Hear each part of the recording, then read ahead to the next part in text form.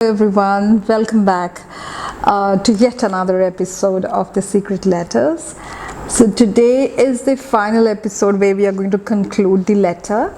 So in the previous episode, what I had told you all was about the accident that happened, or rather a very unfortunate incident that happened where Crunch actually hits and hurts his sister Caramel, and they go to the hospital, and while coming back, Caramel actually narrates the story as in what exactly happened with her, and they are in a state of shock. And Mr. Chocolate has decided to take this case in his own hands and asks his wife to be calm and composed while he manages this.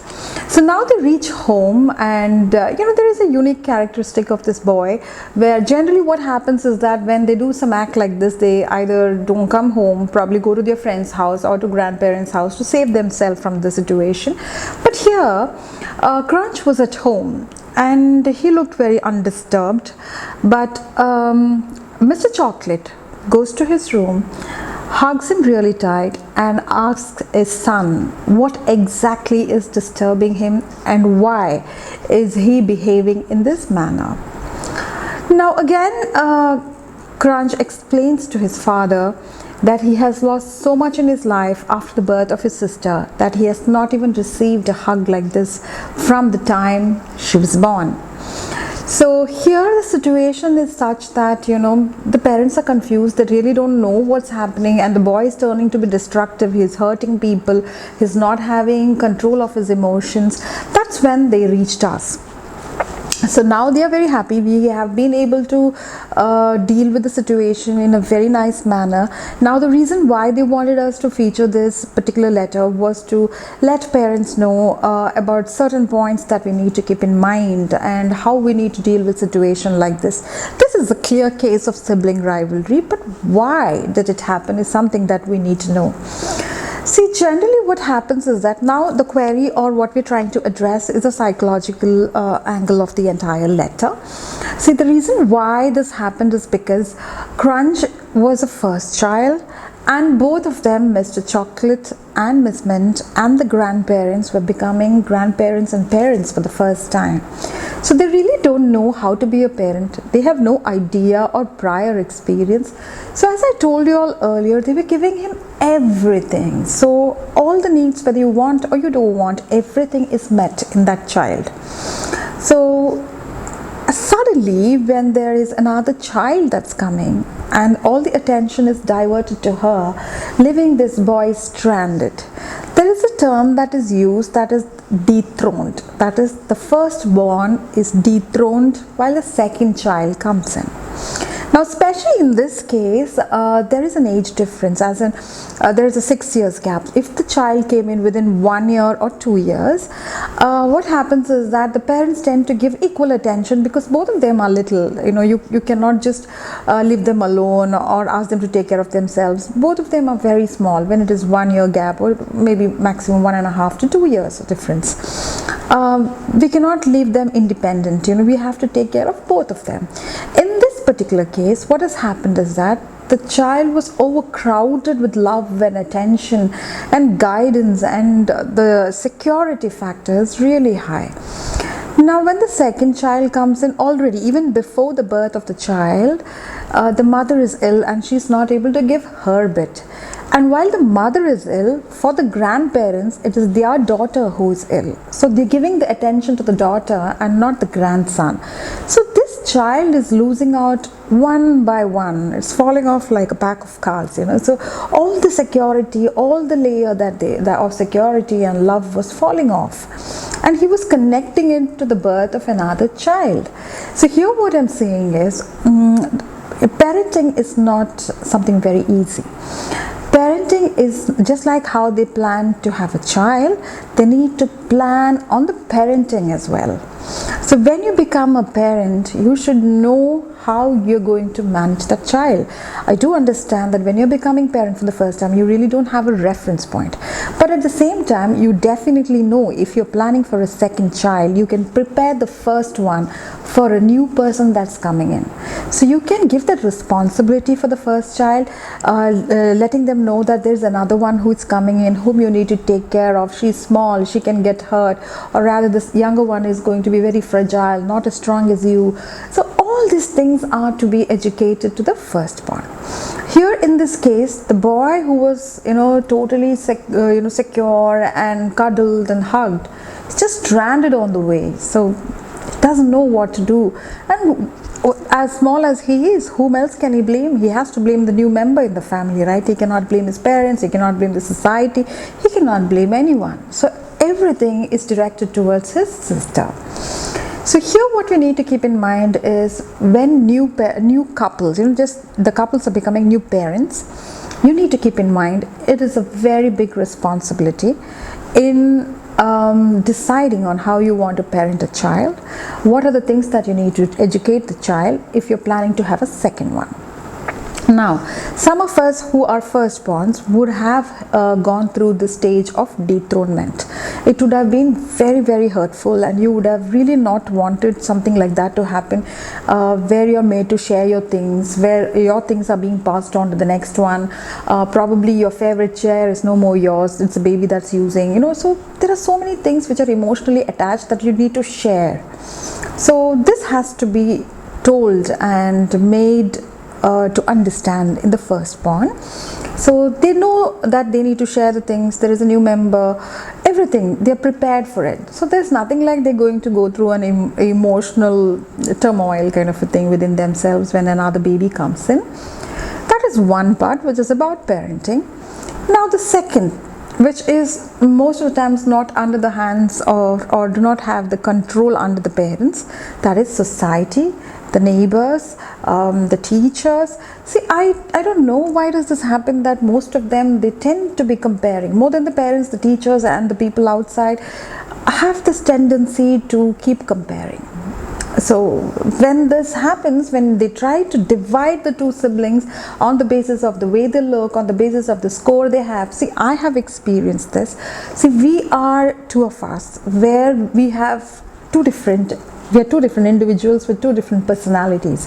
So when my brother, who's younger than me, joined school, the point of comparison would be she speaks really well, she's a good debater, she's a good orator, and they would want my brother to do the same, whereas he's a great performer. I cannot dance, he can dance. I can talk, he cannot talk as much as me. So we are two different personalities, but all our life we have been compared. So that has had a very big impact on both of us. It's not that we never had a sibling rivalry, because we were waiting, rather I was waiting and I really wanted someone, so that is different. But in certain situations what happens is that it turns out to be very bothersome. It really irritates, it hurts a lot. And another important thing within the house is, if there is something positive that the firstborn or the secondborn is doing, please make it a point to appreciate in the presence of everyone. And suppose there is something negative, see that you take them aside and warn them. Because the moment you put down one of them, the other one overpowers, probably starts making fun, starts teasing. It's not necessary that the firstborn or the secondborn has to take it lightly. So this tends to be built, like piled up, and they go on building on it again and again, and it turns out to be a big mess. So there are so many cases that you hear about where the sibling rivalry is so much that they tend to kill the other person, or probably beat them so brutally. And there was a case recently where the elder one, who is 16, actually brutally murdered the younger one and dumped the body in the backyard. See, the reason was very, very simple. It is just because the other kid was being compared to be much better than the elder one. So this is where our role comes in as a society. We should first stop comparing between siblings. We should give adequate preparation for the elder one, and give responsibilities to the elder one to take care of the situation. See, when you're younger or when you're small and you're the firstborn, when you're given the responsibility, you feel great, you feel empowered with responsibility. So you need to give that responsibility of taking care of the younger one. So these kind of things are to be instilled in the children, and they are to be prepared to accept another one. Now, I want to tell you another thing. If there are 3 children, what happens is that the first one is dad's favorite, the last one is mom's favorite, and the middle one doesn't know where he or she belongs. So you need to give that attention to that child as well. So the child, whoever is born in the middle, is not to be ignored. So all of them needs to be given that attention. It is not necessary that last one is weaker, or the last one needs extra effort, the last one needs extra care. It is not necessary. If you train them all equal, they are all individuals in themselves, and they can do their responsibility equally good. So this is what I wanted to say. Here in this case, they are a happy family today, because it was explained, the love had to be shown, expressed, explained. We had to have series of activities, series of training programs, multiple counseling sessions, family counseling sessions, which actually helped them, and they started traveling together, spending more time together, and now they are a happy family. So what I want to say is, if some of them are a little older and they're not ready to hear, there are indirect ways of saying, where you can show them probably movies or read some books about sibling love and how they live as a family. Give them examples of other families, not comparison, examples, so they get to know how to be inclusive. Mainly the problem erupts when they have to share their favorite things. Okay, first thing that they're sharing is their parents, which is not at all possible to be accepted, because till then they thought both dad and mom is only theirs. Now there is another person who's come in, and they feel they're going to snatch away their parents as well. So this is what we need to do. Parenting is complicated, but it is not so difficult that you cannot take care of it. So you need to be wise and intelligent as a parent in guiding children, in preparing them in living a happy life. Even later on, if this is not taken care, if this is not addressed, the firstborns, if they get married with this kind of a concept in their mind, even the relationship with their spouse turns out to be more problematic. Okay, so for example, if the firstborn is married to another firstborn, both of them have a sense of dethronement, both of them need attention, both of them need power. So there are a lot of issues that creeps up if they are not trained to welcome or accompany another person. So this has to happen right from the beginning. So it is a duty, a parental responsibility, a teacher's responsibility, a societal responsibility. We all need to contribute and help in building individualistic personalities. So this was a very, very close to heart letter that was written. If anyone is going through something similar, it is always better to sit down with your children and make them feel important. So if you have something that you want to share with us, you can definitely write to us. If you want to have any discussion, you can definitely discuss in the comment section. So if you liked this episode, then please do hit a like and also share, and you can subscribe the channel as well if you want more such episodes. So thank you so much for joining us, and you have a great day.